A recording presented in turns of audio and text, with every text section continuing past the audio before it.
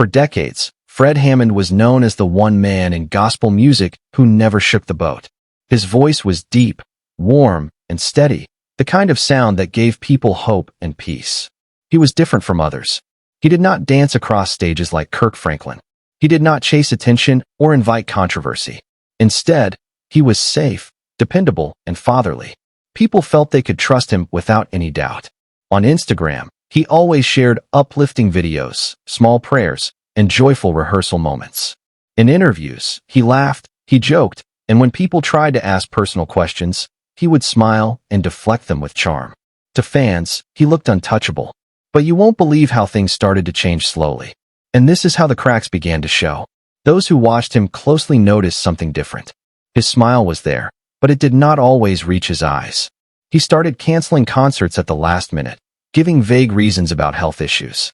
In one video, he looked thinner, tired, and his face carried a drained look. Fans started commenting, "Fred doesn't look well." Another fan added, "We love you, but something is not right." Even in his music, little signs appeared. During a live performance of No Weapon, he stayed longer than usual on the line, "It won't work." And his voice broke in a way that felt more like pain than passion. Fans thought he was just emotional, but insiders whispered that it was much deeper than that. And this is where it gets interesting. Rumors began to spread, not only about his health, but also about his finances. An old lawsuit over royalties suddenly resurfaced online, sparking questions about money struggles. One insider allegedly said, "He's blessed, but behind the scenes, the business is not easy." Alongside this, people noticed something strange about his family life, too.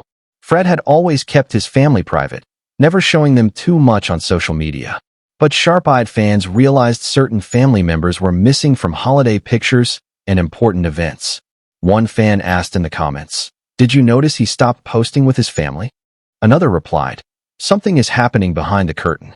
What makes the story different is that whispers did not only come from fans, but from people around him, too. In churches, and even in barbershops, people claimed they heard things. One church member said they overheard Fred telling a pastor, "I'm tired of carrying this weight." A tour sound technician alleged that Fred would suddenly snap at staff during rehearsals, storm out, and then come back minutes later crying and apologizing. To the world, he was still the strong, steady voice of gospel. But inside, cracks were spreading fast, and those who looked closely could see the storm slowly building. But here's the shocking part. The cracks that people only whispered about started turning into leaks that nobody could ignore. It began small, but once the first leak slipped out, everything spread like fire. An anonymous blog suddenly posted what looked like private text messages between Fred and a close friend. In those words, he said, "I can't keep pretending I'm okay. This ministry is costing me my peace." Fans saw the screenshots, and within hours, Twitter was flooded. Some believed them instantly, saying, "This explains his behavior." Others claimed they were fake, but the conversation had already started. Let me tell you, once gossip begins in the church world, it never stops. Soon after, new whispers came. There was talk of a closed-door meeting with church elders where Fred allegedly stood up and confessed, "I've been bleeding in silence. Every Sunday I pour out, but I leave emptier than I came."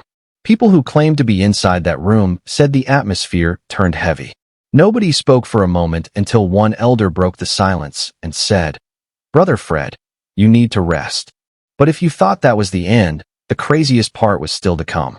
Not long after, an audio clip suddenly appeared on YouTube. It was shaky, recorded in secret, but people claimed it was from one of his rehearsals. In the clip, Fred's voice cracked as he muttered, "I don't feel God in my voice anymore." A soft female voice, believed to be a choir member, replied, "He's still with you, Pastor." Then the audio cut off abruptly. Fans replayed the clip again and again, debating if it was real or fake. Some swore it was Fred's voice, pointing to his recent absences as proof, while others argued it was made up just to create drama. But this is where it gets interesting. The rumors grew louder, not quieter. Then came the most painful confession of all, whispered by an alleged insider. According to them, Fred admitted privately, "It wasn't the world that nearly broke me.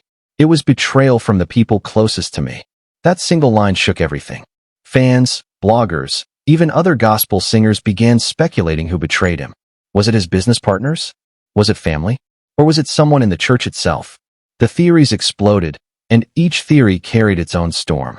Some pointed to old financial disputes, others whispered about family disagreements, and some even hinted at broken trust in his personal life. What makes this story different is how quickly his picture of perfection began to blur. This wasn't just about a tired man. This was about someone who had built his entire life on faith, music, and trust. And now that trust seemed shattered.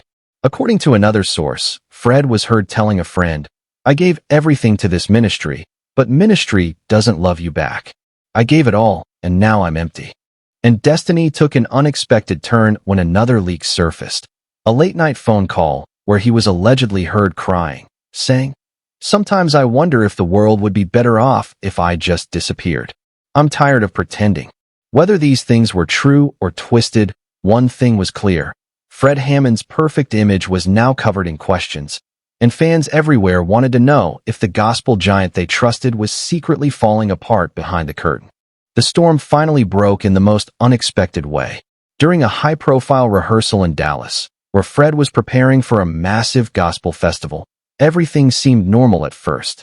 The musicians played, the choir lifted their voices, and Fred stepped to the mic like he had done for decades. But halfway through singing Glory to Glory, he suddenly stopped. Witnesses said he clutched his chest, his voice cracking as he whispered, "I can't do this." In that moment, the atmosphere in the room shifted. Crew members thought it was a health emergency, but here is the shocking part. Instead of asking for help, Fred broke down in tears and cried out, "I'm done performing for a God I can't feel right now." The room froze. Some choir members started praying aloud. Others whispered to each other, "We've lost him." It wasn't just a breakdown. It was a collapse of faith right in front of people who had always seen him as unshakable. Later that night, he reportedly told a close friend, "I've been empty for years, and tonight I realized I can't fake it anymore." The concert was canceled with an official excuse about scheduling issues, but insiders insisted the truth was far more heartbreaking. This is where it gets interesting. The reactions from the outside world were divided like never before. Churches across the country were buzzing with debates. Some pastors stood on their pulpits saying, "Even giants get weary. Pray for him." Others condemned him, claiming, "If he can't handle it, he should step down instead of confusing the flock." The gospel community itself split into two sides. Supporters rushed to Twitter with hashtags like #PrayForFred and messages saying, "He's human. Let him rest." But critics posted angry comments. "He hid this for years. How can we trust his ministry now?" The controversy only grew louder when other gospel artists weighed in. One longtime collaborator tweeted, "Fred carried us for decades. It's time we carry him." But another wrote cryptically, "Truth always comes to light. Some leaders aren't who they seem." That one message sent gossip blogs into a frenzy. Headlines screamed Fred Hammond on the brink, while TikTok flooded with side-by-side videos comparing his powerful old performances to shaky recent ones. One viral post read, "This is what pain looks like behind the praise." What makes the story different is how even the people in Fred's own circle were divided. Some begged him to step away for his health, while others urged him to keep going, worried about the financial fallout.